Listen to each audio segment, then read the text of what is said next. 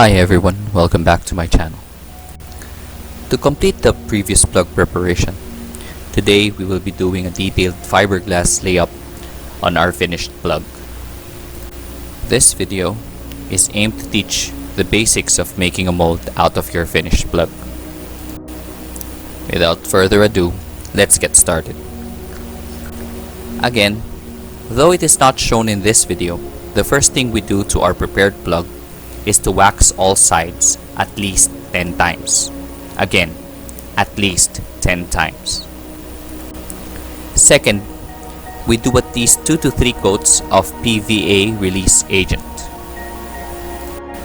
Third, as you can see in our plug, we paint it with 2 to 3 coats of tooling gel coat. Here, the plug is colored green.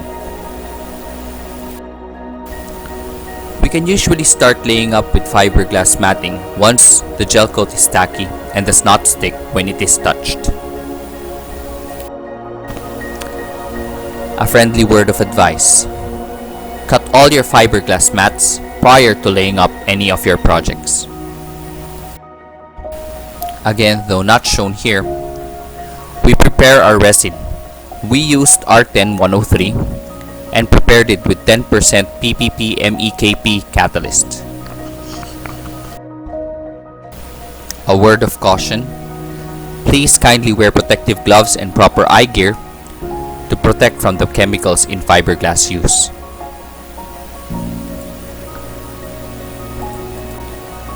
The catalyst used in fiberglass making can blind you, so please be very careful. Again, prior to starting up your layup, it is a must to prepare all fiberglass cutouts you need for your project.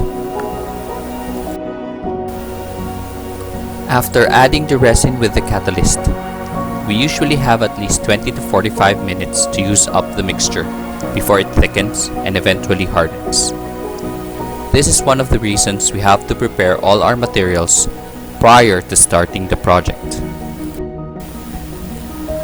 Once everything is ready, we start by placing resin on our plug so we can easily secure our first layer of fiberglass mat on the plug.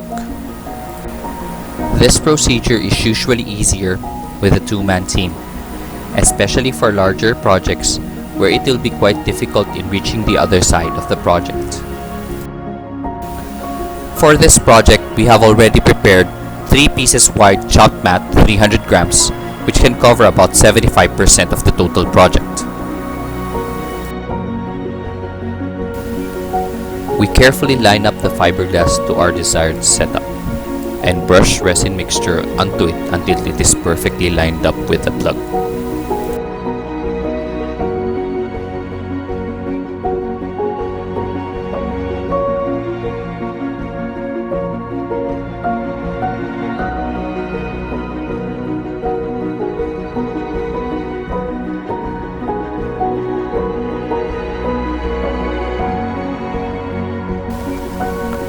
We then remove portions of the fiberglass which do not line up with the large flat surfaces.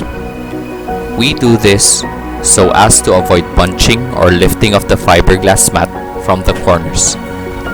These cut corners are eventually used to reinforce the edges where they are cut from.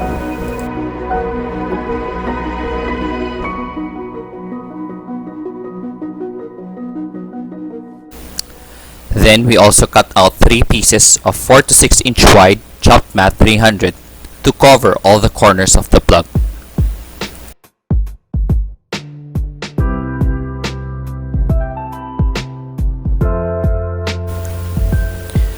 We separated the cutouts for the sides and the corners of the build so as to prevent bunching or lifting of the fiberglass material from the plug.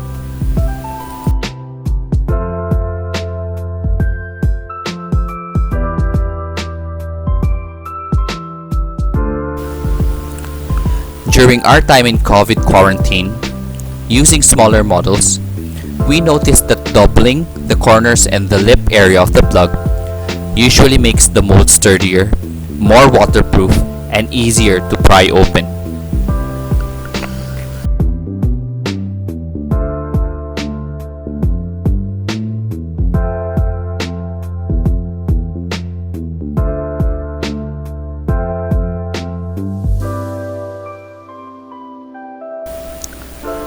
During our time in COVID quarantine, using smaller models, we noticed that doubling the corners and the lip areas of the plug usually makes the mold sturdier and more waterproof.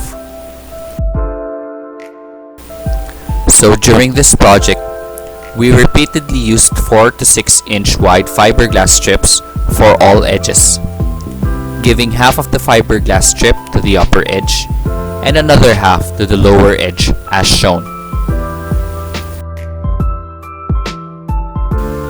During the layup process, it is always important to maintain an airtight seal between the mat and the plug.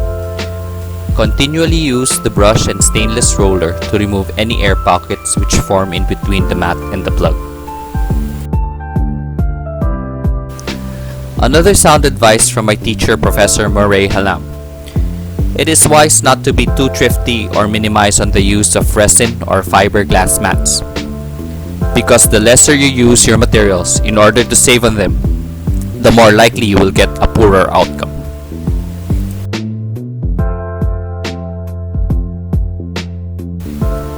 We also added an additional woven roving 600 grams to all the flat surfaces of the plug. This is just for peace of mind, because we knew how many times it would be used for mold making. This also serves as a reinforcement and additional support for our build.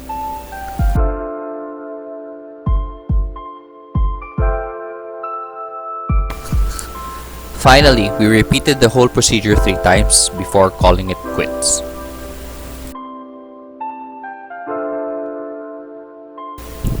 As a summary, the plug was laid up with 3 layers of wide 300 grams chopped strand mat covering 75% of the whole plug,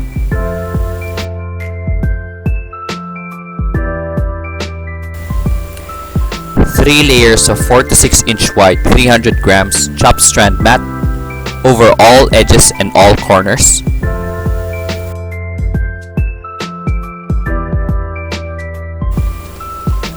and 1 layer of 600 grams woven roving on all large flat surfaces.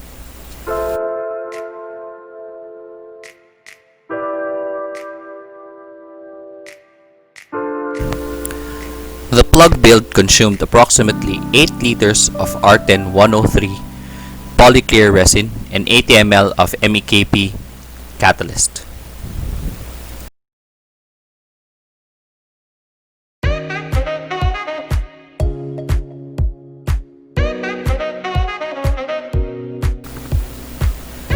We dried up the plug for 16 hours in a sunny summer day at 35 to 40 degrees Celsius and eventually opened it up the following day. Once the laid up plug was completely dry, we gave the plug a whole lot of hammer taps and took me approximately 10 minutes to remove the plug from the mold. And as you can see, some of the acrylic paint got stuck to the mold.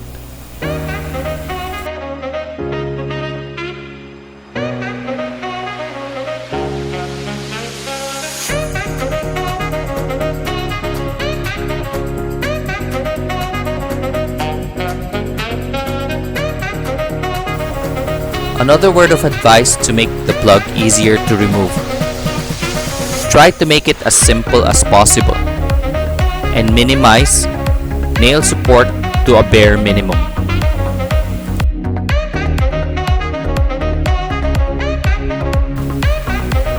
Finally, we have our mold. I will try to make another video tomorrow in regards to the preparation of the mold for making our final products.